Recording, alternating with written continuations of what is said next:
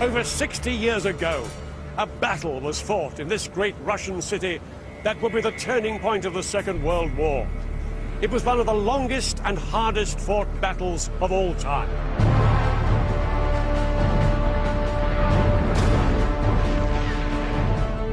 For 5 months, German and Soviet troops fought each other street by street, building by building, and room by room. Ferocious German attacks met exceptionally stiff Soviet resistance. It led to the most intense fighting of the Second World War. I'll be revealing what it was really like for the soldiers on the ground. And I'll be explaining how the leaders' tactics drove their armies to the brink of destruction. The stakes could not have been higher. The outcome of the entire war hung on what happened here in 1942, in the Battle of Stalingrad.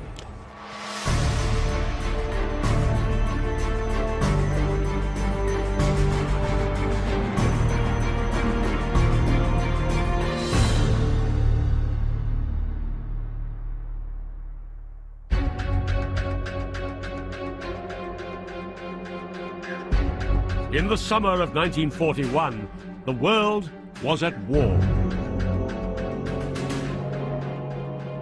Adolf Hitler's ruthless ambition and overwhelming military strength made Nazi Germany seem unstoppable. Hitler was at the peak of his power. He and his allies dominated Europe and North Africa.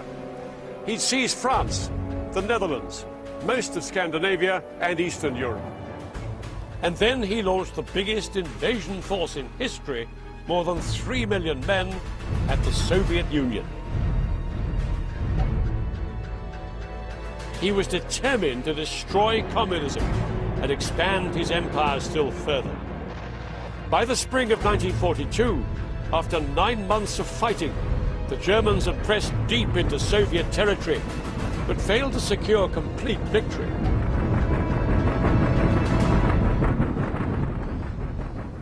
So in April, Hitler drew up a new battle plan.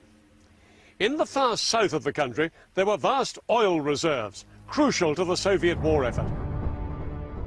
Hitler wanted to stop the oil getting to Soviet troops and industry, first by preventing oil tankers transporting it up the river Volga, and then by seizing the oil fields themselves. Oil was the key to the war. Hitler knew Stalin would fight tooth and nail to protect his oil. Without it, the Soviet war machine would grind to a halt.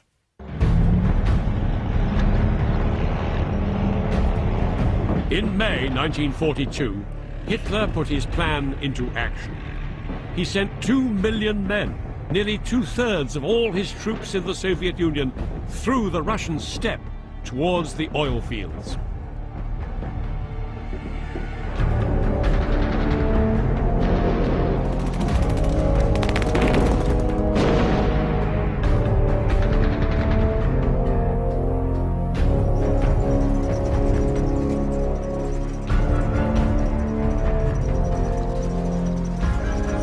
With the hot sun beating down on them, the German troops sped across southern Russia. Despite pockets of fierce resistance, they seemed unstoppable. Some of them even felt like heroes, pioneers of a new empire for the German people.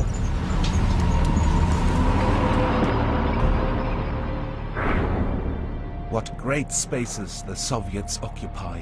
What rich fields there are to be had here after the war is over. Only, let's get it over with quickly. I believe that the Führer will carry the thing through to a successful end. The speed of the German advance, their technical superiority, and the experience of their troops was too much for the Soviets. Throughout May and June 1942, Soviet troops fell back in widespread disarray. Hundreds of thousands were killed or wounded as they conceded swathes of land to the advancing Germans. And for civilians, the arrival of German forces into their villages was a terrifying prospect. Nazis murdered, raped, looted, without hesitation. Villagers could see the dust cloud from approaching German tanks up to 40 miles away, and they knew that there was little they could do to escape.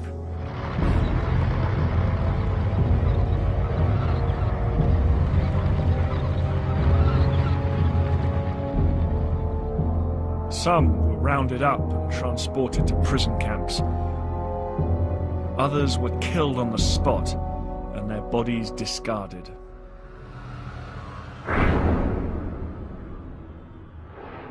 The world has never seen a more cursed enemy.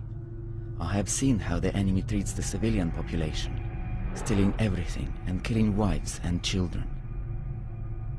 If I'm killed, let my sons make the enemy pay tenfold. I urge my sons to avenge their father's blood.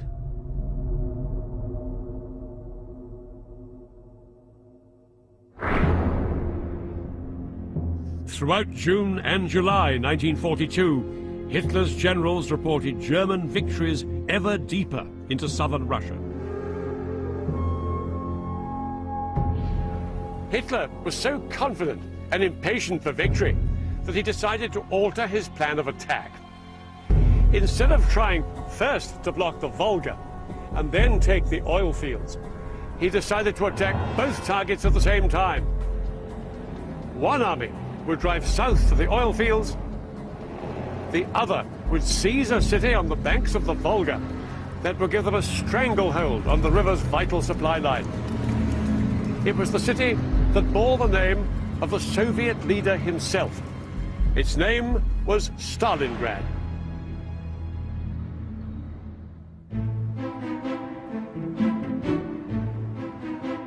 Stalingrad was one of the most vibrant cities in southern Russia.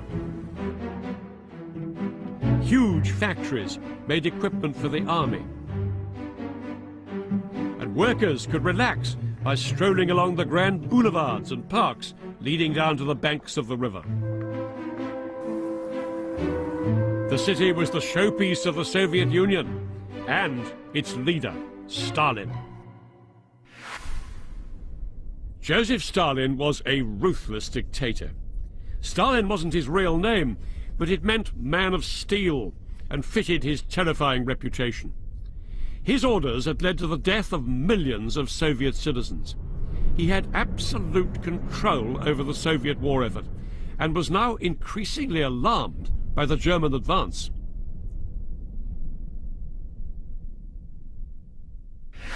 Faced with a threat to his oil fields and to the city of Stalingrad, Stalin decided to take desperate measures to stiffen Soviet resistance.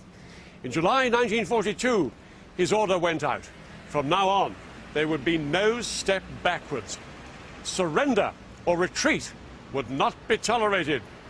Deserters and cowards would be shot.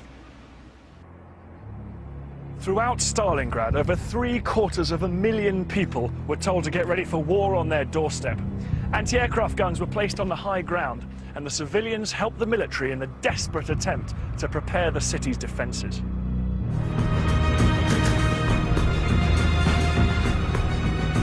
Women and children helped dig anti-tank trenches and built bomb shelters under the city streets. Soviet soldiers began to surround the city, and brutal anti-German propaganda filled the newspapers. One very famous piece of Soviet propaganda was published in the form of a poem. It urged Soviet troops to kill Germans. It said, "Kill him, so tears should flow in his home, not in yours. Kill him, every time you see him." The tone was being set for one of the most savage battles in modern history.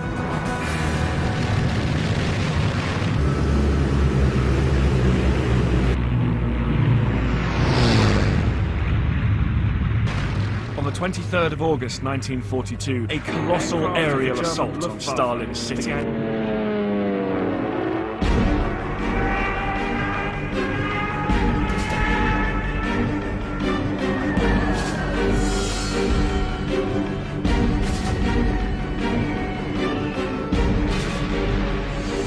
German pilots flew 2,000 sorties, dropping 1,000 tons of bombs in 48 hours.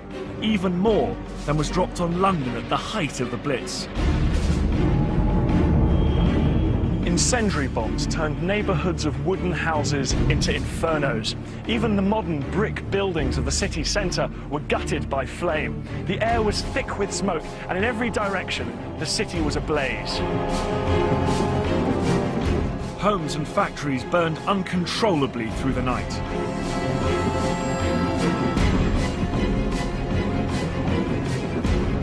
Bombs hit fuel storage tanks on the riverbank, unleashing torrents of burning oil onto the water. A column of black smoke rose over 3.5 kilometers into the sky.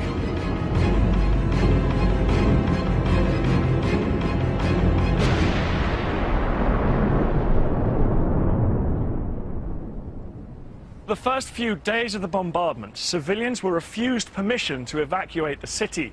Their only chance of survival lay in finding shelter in basements and cellars. But for many it was hopeless. Over 25,000 Russians died in just 2 days. There are planes flying day and night. My heart is bursting. I don't know what to do and what's going to happen to us. I have got nowhere to go to, and I don't want to die here.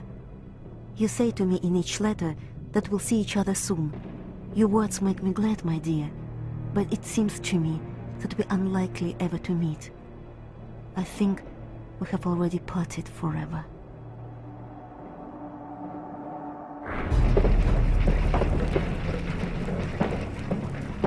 Stalingrad was all but destroyed. Its elegant avenues and grand buildings had been bombed to ruins. But the fight for Stalingrad was only just beginning. It was about to enter a new and even more deadly phase.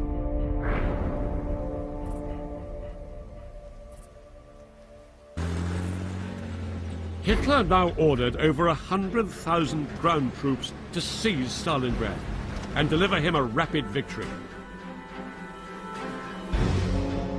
The task was given to the men of the 6th Army. It was Hitler's most powerful and best equipped force. They'd stormed through Poland, France and the Ukraine and never known defeat. Their commander was General Friedrich Paulus. He was a fine strategic planner, but not an inspiring leader. Above all else, he was totally loyal to Hitler.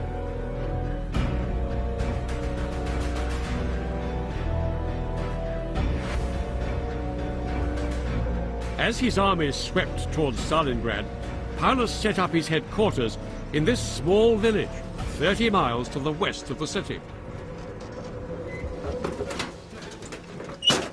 Paulus understood his task very clearly.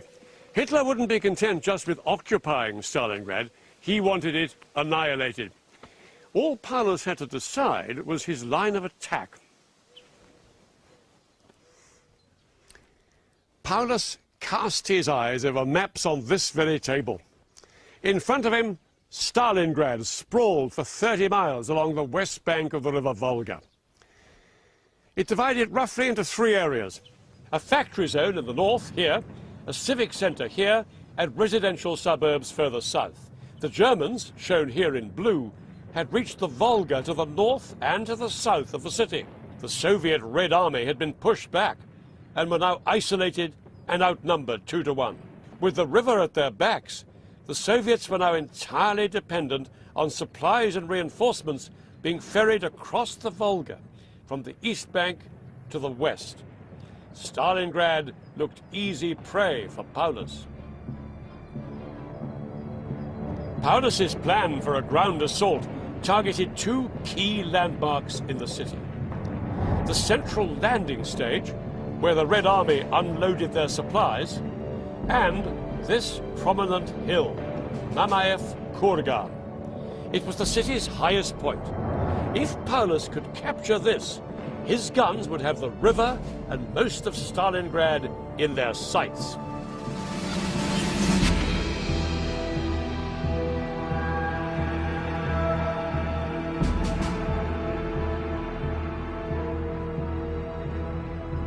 You can see at a glance how vital this hill is.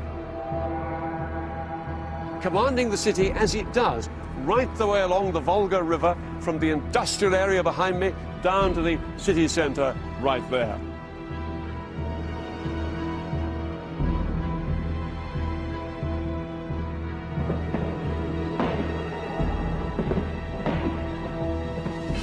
At dawn on the 14th of September, just 2 weeks after the Luftwaffe air raids, Paulus put his plan into action. The city shuddered from the ferocity of the onslaught.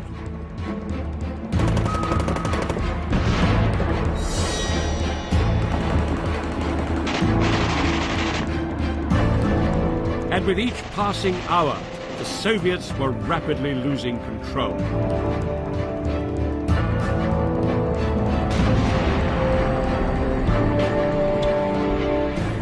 In little over 24 hours, German forces had stormed the southern part of the city. The main railway station was in their control, and the landing stage was surrounded and under heavy fire. Mamayev Kurgan, the city's highest point, was also under attack from the Germans. The main Soviet force defending the city was the 62nd Army, but it had been battered by air raids and was having difficulty holding off the German attacks. Its men were outnumbered, exhausted, and dispirited. But what they did have was a tough new commander. His name, General Vasily Chuikov. He was chosen for being a dogged and instinctive fighter with an almost unshakable nerve. But he knew his troops inside the city were on the verge of collapse.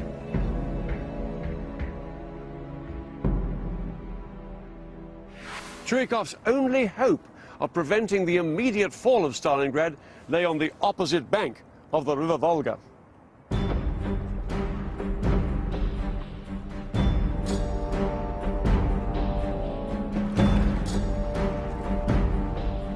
Here on the east bank, there were 10,000 Soviet reinforcements preparing to enter the city.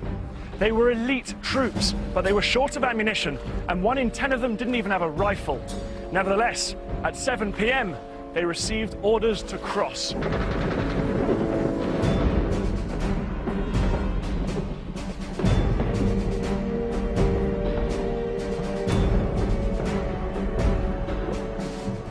Heavy German artillery fire rained down on the boats crossing the river. The water soon filled with burning debris and floating human remains. As the troops neared the shore, the scale of the devastation would have become clear. They would even have been able to smell the stench of corpses rotting in the summer heat. But there was no chance of turning back. Chuikov's reinforcements were thrown straight into the heart of the battle. Some stormed the shore and secured the landing stage. From there, they moved quickly through the streets in order to retake the main railway station. Others joined the battle for Mamayev Kurgan, where the fighting was increasingly ferocious.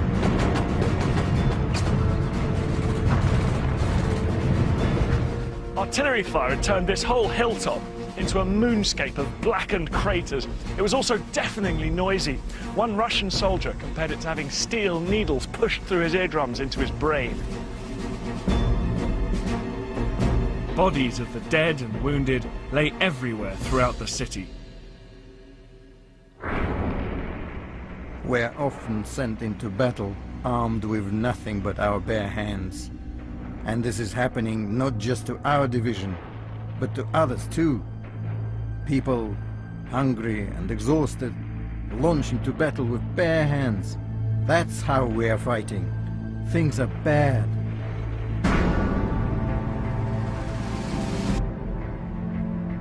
Despite all this, the reinforcements held up the German advance, at least for the time being.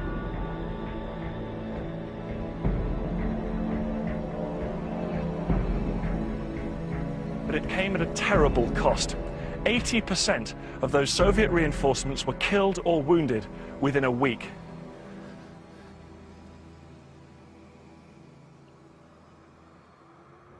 Churikov had averted a disaster, and he'd also sent Paulus a clear message. Stalingrad would be defended no matter what the human cost. But Churikov knew that if he was to hold on, he'd have to go further. He'd have to find some weakness in the seemingly invincible German army.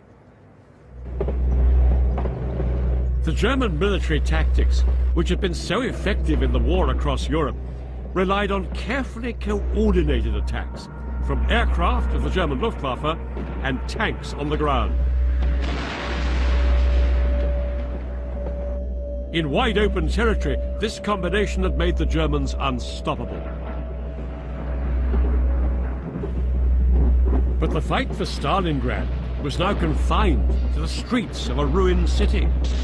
Churikov realized this gave him a chance to outsmart the German tactics.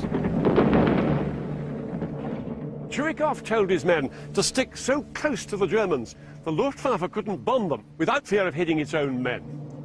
What's more, the streets were so full of rubble and collapsed buildings that the German tanks found it difficult to maneuver. They were particularly vulnerable fighting at close quarters. Churikov said, every German must be made to feel he lives under the muzzle of a Russian gun. Our troops are often separated from the enemy by only a few dozen meters. While the enemy holds one part of the building, we hold another. It often comes to hand-to-hand fighting. The hand grenade, the bottle of incendiary fluid, the bayonet. Such are the weapons which are often used in street and house-to-house fighting.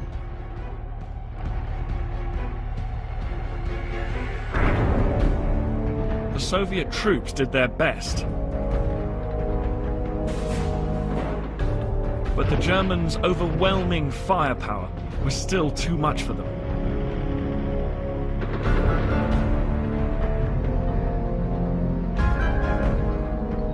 On the 26th of September, the Germans declared that they controlled the entire south and center of the city.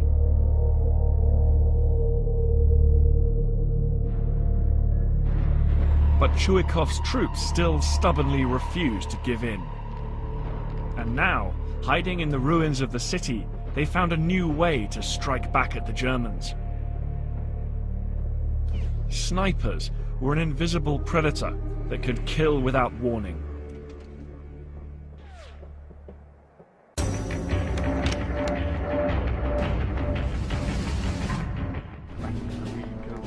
To find out more about why snipers were so effective in Stalingrad, Dan and I went to the British Army's Sniper Training Centre in Wales. I would take on the role of a German commander, and Dan would be part of a Soviet sniper team.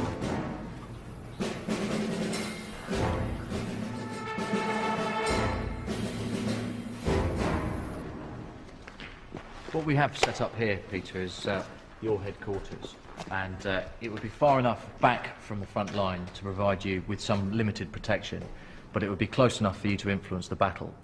My headquarters also had radio operators working inside, and a machine gunner to protect me. The task for Dan and his sniper team was to disable the headquarters, either by shooting me or my team. In this exercise, it would count as a hit if the sniper could identify the letter written on my helmet, and then fire a blank round. We also gave a letter to the machine gun sentry, so the targets were Q, Quebec, and D, Delta.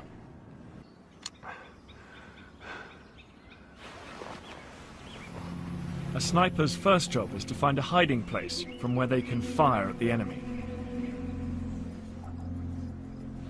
So what are you seeing, Dean? Anything suspicious? Not yet. Keep looking, hopefully we'll be able to locate anyone that's out there, any suspicious movement. It could be anywhere. If Absolutely. there's a sniper in there, it could be anywhere. Yep.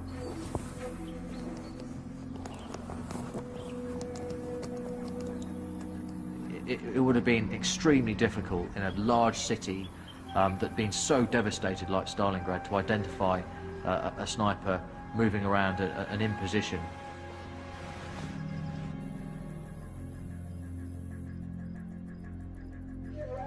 We'd managed to get into our building without being spotted, but to stay hidden, we had to change our camouflage to blend in with the new environment, just like the snipers in Stalingrad. They would have something just like this, so they would get different colours of paint, mud, dirt, and just paint the whole thing up. Bearing in mind, all the contacts, all the firing was at really short distance, so the better they could blend in, the better for them if they had been detected. Our plan was that rather than attacking the front, we would cover the rear exit from the headquarters. Okay, you can see straight through there. That is a target area. That looks to be like a HQ. It was now just a question of sitting and waiting, but without losing my concentration.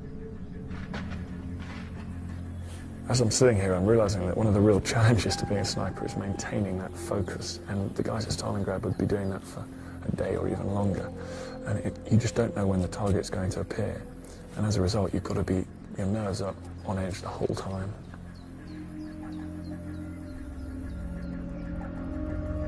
While we kept watch at the back, 2 more snipers, the rest of our team, climbed into position in a small building directly in front of the headquarters. But if they were in one of these buildings, they'd be using the shadow inside the building to hide themselves, set back from the window, nice and still.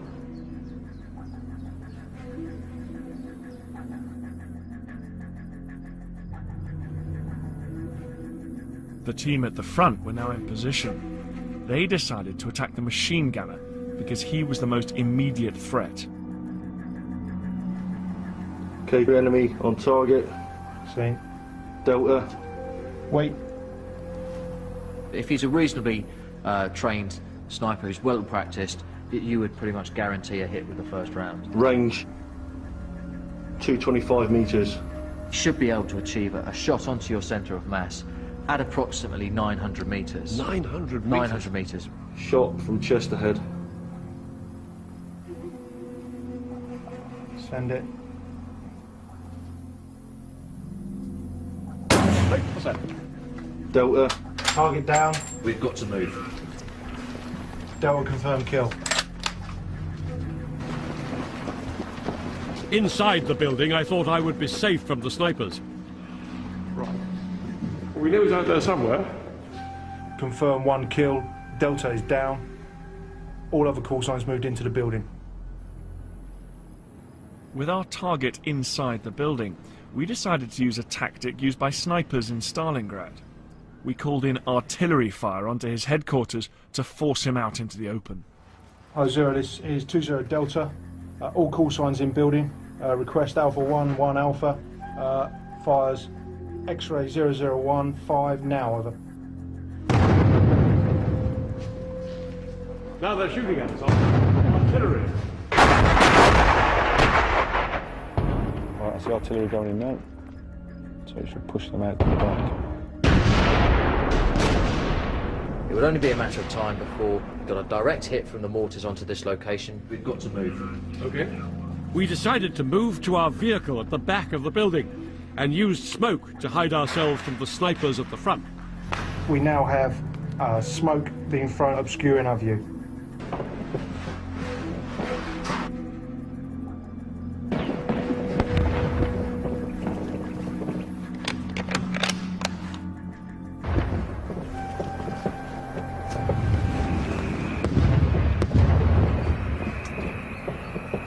Mortar's coming rather close.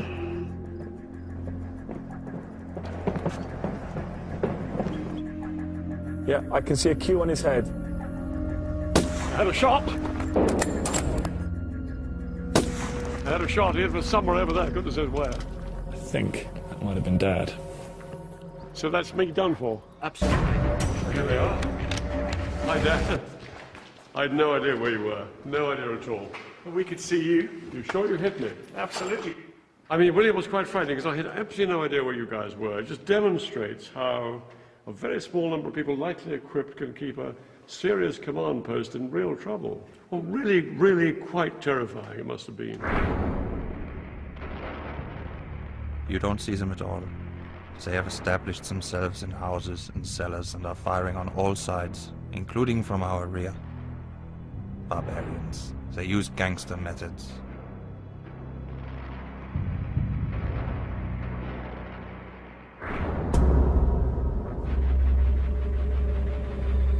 Soviet snipers were very effective. The German troops knew that if they broke cover, they risked being shot.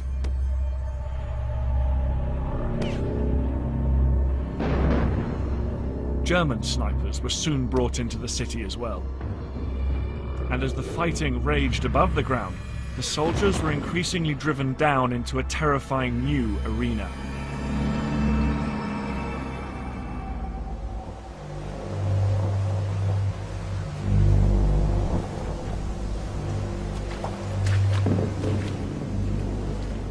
Troops on both sides began to fight underground. Soldiers roamed through cellars, tunnels, and even sewers like this one, as they attempted to gain an advantage over the enemy. The German soldiers soon had a new name for this kind of fighting. They called it Rattenkrieg, War of the Rats. It was fighting of an intensity and terror unlike anything the soldiers had experienced before. It's hot, it's filthy, and it's stinking. And of course they knew that anywhere in the darkness, the enemy could be waiting for them.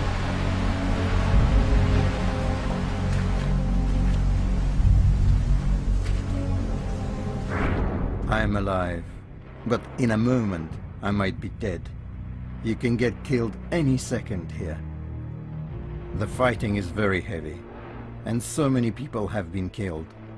Corpses lie on the ground, and it's dreadful to look. Our poor soldiers and Germans lie there rotting unwanted. Tanks drive over dead bodies as if they were logs of wood. The tanks are all covered in blood.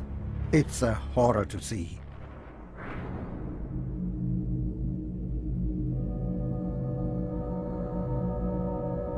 In mid-October, after over a month of fighting, buildings had been reduced to empty shells. Thousands of civilians were inside the city. Some stole food to survive, but many more died of starvation or from drinking polluted water.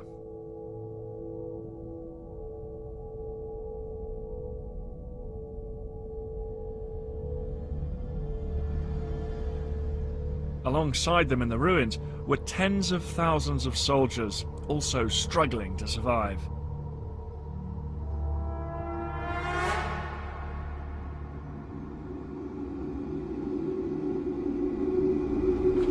The fight for Stalingrad had descended into a vicious series of battles over individual buildings, sometimes with the Soviets and the Germans on different floors of the same one.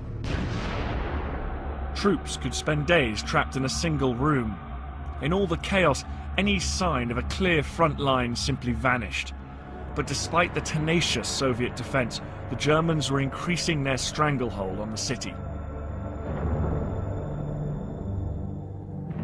The landing stage, where vital Russian supplies were brought across the river Volga, remained under heavy German fire. And fighting continued to rage for control of the city's highest point, Mamayev Kurgan. It had now changed hands several times, without either side establishing control. After 6 weeks of fighting, the German forces had managed to gain control of much of the shattered city. The Soviets only had this narrow strip of land, but somehow they were clinging on. Hitler was becoming increasingly impatient and demanded Paulus launch a decisive blow, this time on Stalingrad's industrial heart, the factories in the north of the city. They were the Soviets' last major refuge.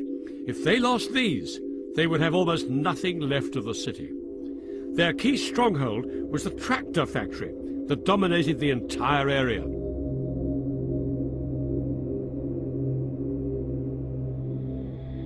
The factory had been converted to tank production to support the war effort, and despite the battle raging around it, tanks continued to roll out through its gates.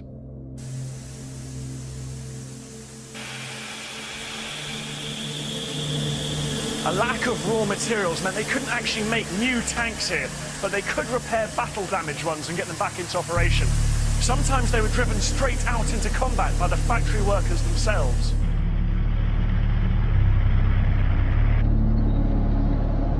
But that was soon to end. On October the 14th, the attack on the factories began.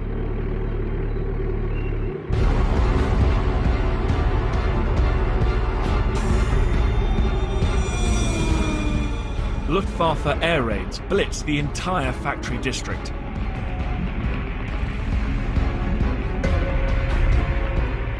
Planes flew 3,000 sorties a day, even more than in the original blitz on the city 7 weeks earlier.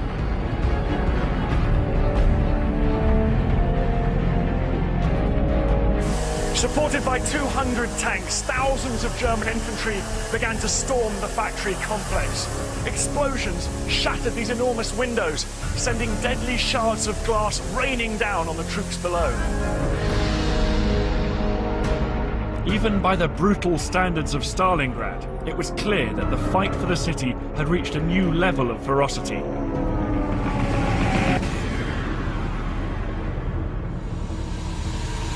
"8,000 Soviet commandos tried to defend the factory, but soon the walls were covered with blood. Over half of them were killed or wounded, including their commander. He was buried alive up to his neck in rubble when his command post received a direct hit. He was rescued a few hours later, but he collapsed in shock when he tried to tell General Chuikov what had happened. With the resistance in the factories crumbling, Chuikov realized that even he would now have to retreat. The German advance through the factory district forced Chuikov to pull his headquarters back here to the bank of the Volga. He was suffering severe casualties. More than a quarter of all his men had been killed or wounded since the attacks on the factories began.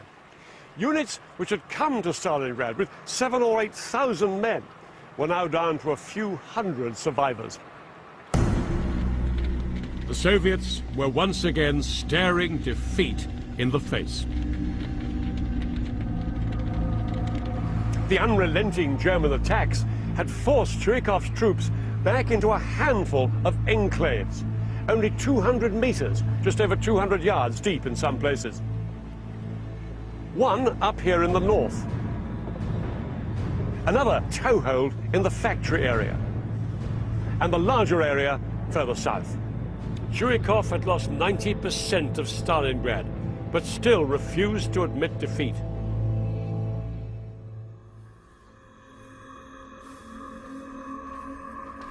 The battle was well into its third month, and the heat of the summer was a distant memory.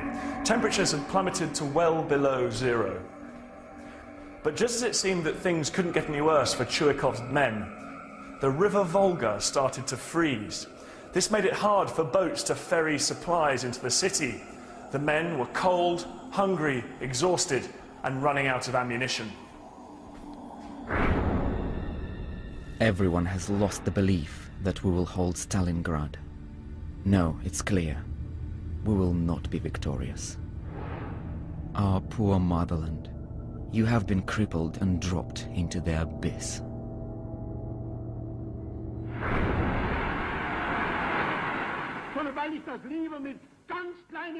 Hitler was now convinced that the city was finally in his grasp.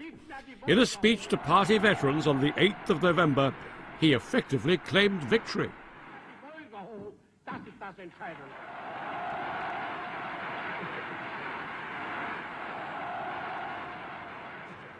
But the Germans were in for a dreadful shock, because while Hitler was obsessed with the fighting in the city, Stalin's high command had been planning a bold offensive that would change the course of the whole battle.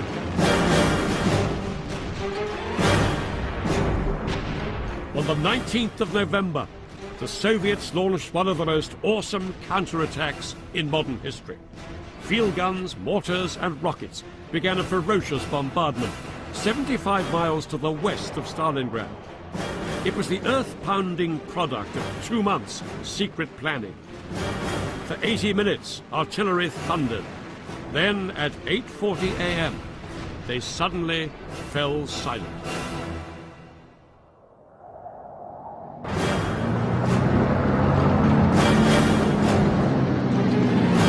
Just minutes minutes later, wave upon wave of Soviet tanks broke out from beneath their camouflage. The key phase of the Soviet battle plan was now underway. Hundreds of thousands of Soviet troops and thousands of tanks had been hidden in the countryside around Stalingrad, and now they were on the attack. The weather was appalling. Snow and freezing fog made it almost impossible to see where they were going. Urged on by their commanders, the troops surged forward. Infantrymen carrying their rifles ran alongside the tank, and some even hitched a ride. They clung on the back up here, as the tank plunged through gullies and banks of snow.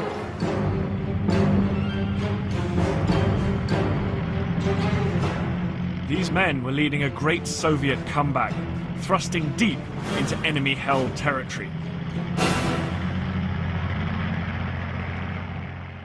Paulus got the news at his headquarters here. This is it on our map case, right here. The German front line ran from down here through Stalingrad in front of Paulus and right the way back to his rear. It was here in the north that the Soviets had mustered a massive force which had broken through behind Paulus. There was even worse news to come. Just 24 hours later, more Soviet tanks broke through the front line in the south and headed north to link up with the others. Soviet forces were closing like huge jaws around Paulus and his entire 6th Army. On the 24th of November, the jaws closed near the town of Kalach. The terrible reality dawned on Paulus. As many as 300,000 men in Stalingrad and the surrounding countryside were trapped in an area that became known as the Kessel, the German word for cauldron. The Soviet troops were jubilant. They had outwitted and outmaneuvered the Germans. Just 5 days before, the Soviets had been on the brink of defeat in Stalingrad. Paulus was stunned. No one had believed the Soviets had the strength to mount such a massive operation.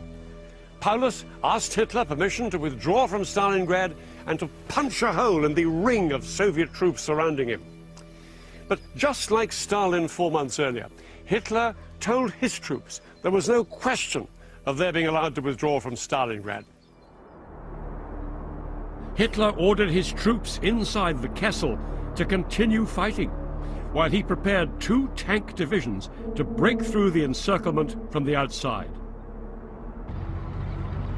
But it would take weeks for the forces to get into position and ready for the assault. Inside the Kessel, cut off from their supply lines, conditions for the trapped German troops were deteriorating rapidly. Food, fuel and ammunition were all running out. To make matters worse, many of the German soldiers had never received their winter uniforms. There was little they could do except huddle together in whatever shelter they could find. Hitler's decision to leave his army trapped inside the Kessel was an enormous gamble. He believed he would be able to keep them fighting with the support of an airlift.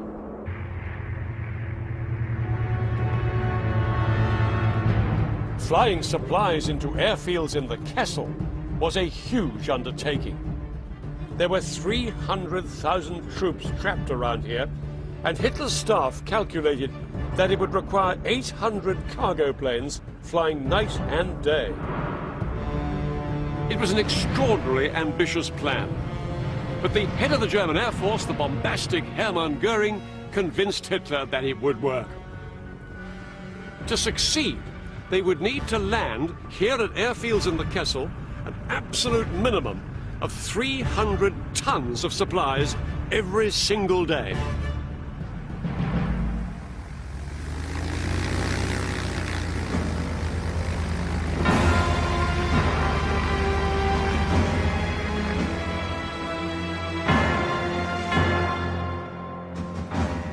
But they had made some fatal miscalculations.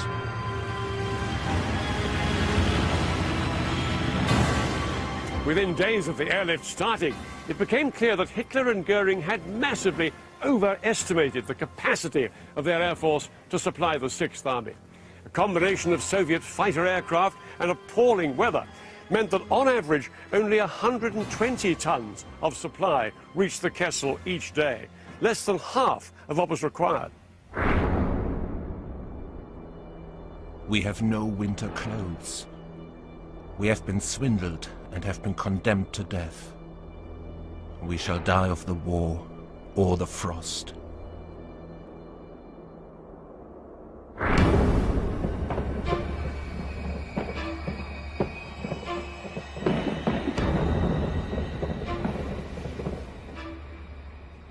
Inside Stalingrad, the fighting continued, and the Soviets unleashed a new kind of assault. Day and night, loudspeakers throughout the Kessel broadcast propaganda messages in German. They called Stalingrad a mass grave and urged German soldiers to surrender.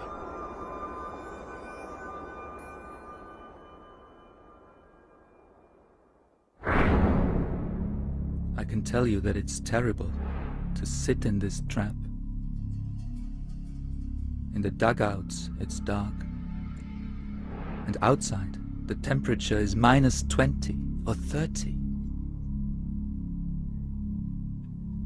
I can only say that if it wasn't for our strength of will and our inspiration in the fight for Germany, the whole business would have been broken long ago.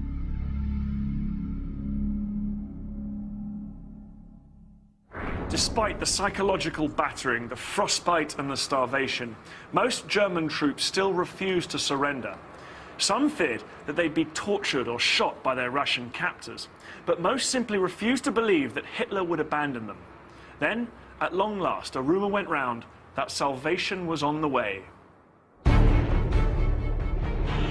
2 German tank divisions, backed up by infantry and aircraft of the Luftwaffe, were on the way towards their colleagues trapped in the Kessel. Leading the attack was one of Hitler's most successful commanders. His name was Field Marshal Erich von Manstein. He had masterminded Germany's whirlwind victory in France, and now he was leading the mission to rescue the Sixth Army.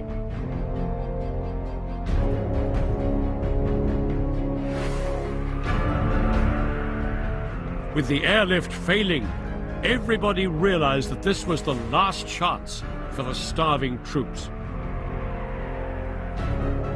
Manstein's tanks had to break through the front line, which was now down here, and then fight their way across the Soviet-controlled territory surrounding the Sixth Army. The German troops surged forwards towards their stranded colleagues, but within days, the Red Army intercepted the German advance 30 miles short of the trapped Sixth Army.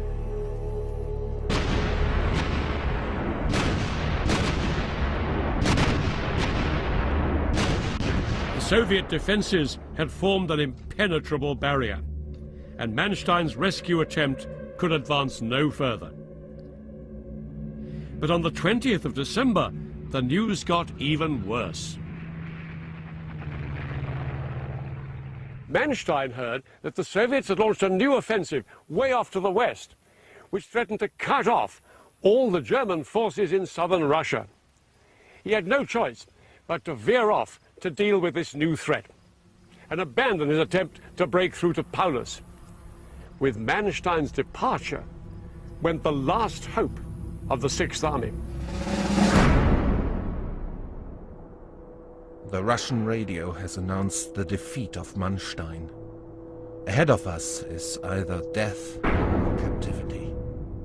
Realizing their fate, many German soldiers now wrote letters to their families. We are men who know how to bear everything. The main thing is that you and the children are all right. Don't worry about me. Nothing can happen to me any longer. Today, I have made my peace with God. I give you all my love and 1,000 kisses. I love you to my last breath.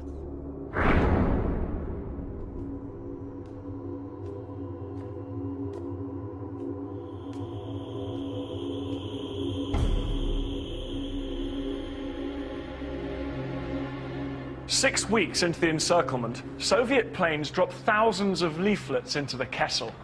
They promised the Germans safety, food and medical attention if their commander conceded defeat. But the message ended with a chilling warning. If surrender was rejected, everyone inside the Kessel would be wiped out.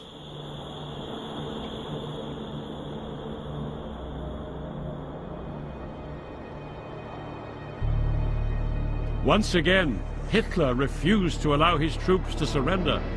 So on the 10th of January 1943, the Soviets began the final operation to destroy all German troops that remained inside the Kessel.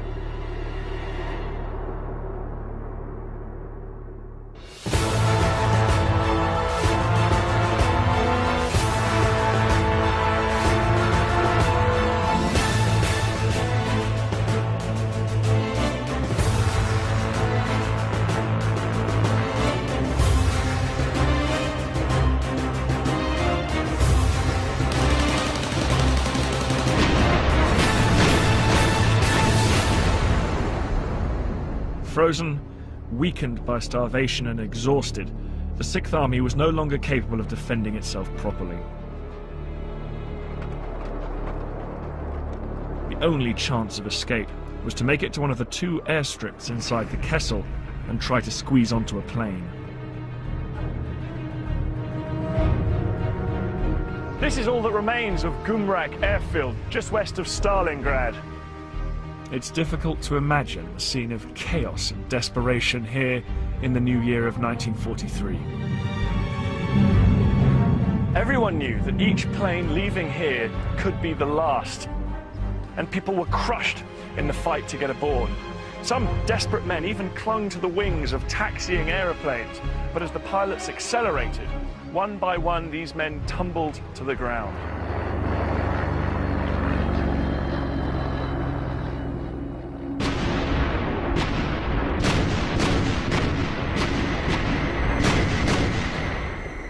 For 2 more weeks, German troops inside the Kessel were pushed relentlessly back.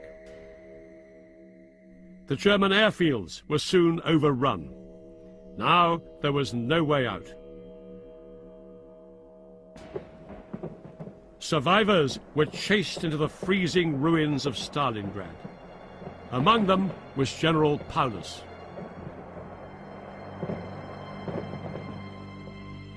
Paulus moved his headquarters to the basement of this shop in the city center.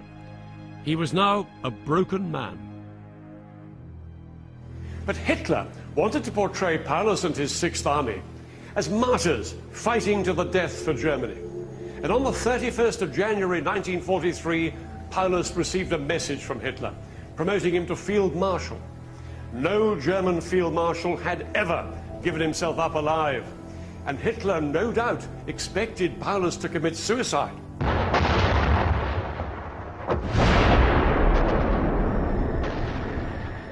Within hours, Soviet troops had surrounded Paulus. Trapped in his basement, he made his decision.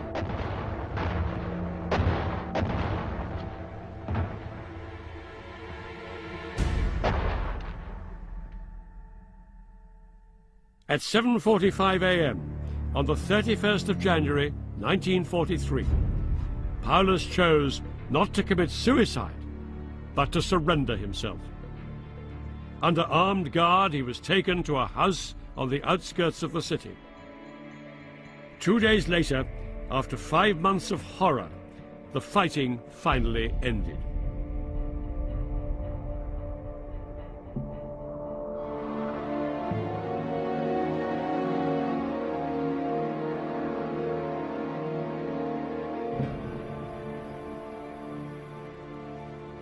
The Battle of Stalingrad was over.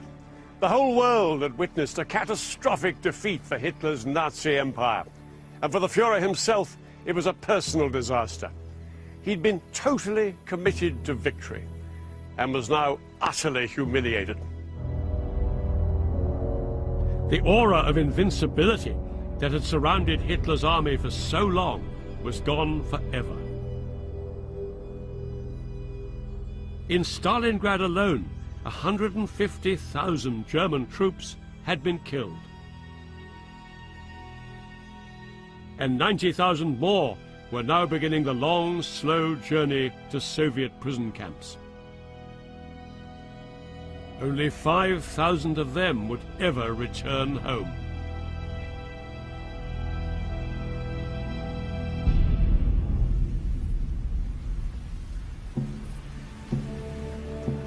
In this grassy field, on the outskirts of the city, was one of the last German command posts. It still bears the scars of battle. More than 60 years later, the evidence is everywhere. These are just some of the thousands of bones discovered every year. A gruesome reminder of the horrific death toll.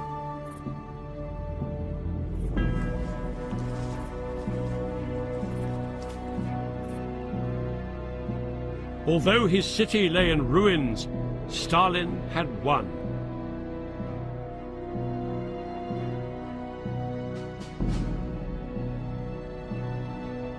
But victory had come at a terrible price. The Soviets lost more men and women during the Stalingrad campaign than Britain and America lost during the entire war.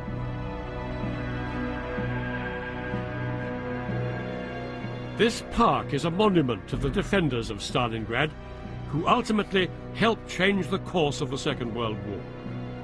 Stalingrad was the battle that marked the beginning of the end for Nazi Germany. Over the next 2 years, Stalin chased Hitler's armies all the way back to Berlin. In 1945, the Nazi Empire was finally crushed between Britain, America and their allies in the West, and Soviet forces in the East.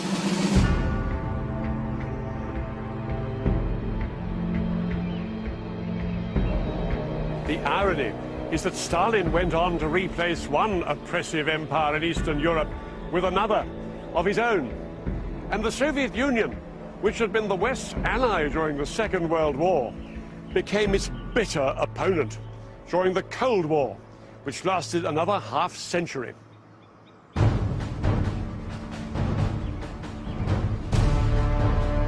Next time, we bring you the battle for Korea. I'll be describing the enormous shifts in the fortunes of the United Nations allies as they fought against a communist enemy. And I'll be telling the story of what it was like for the ground troops when these two very different armies clashed.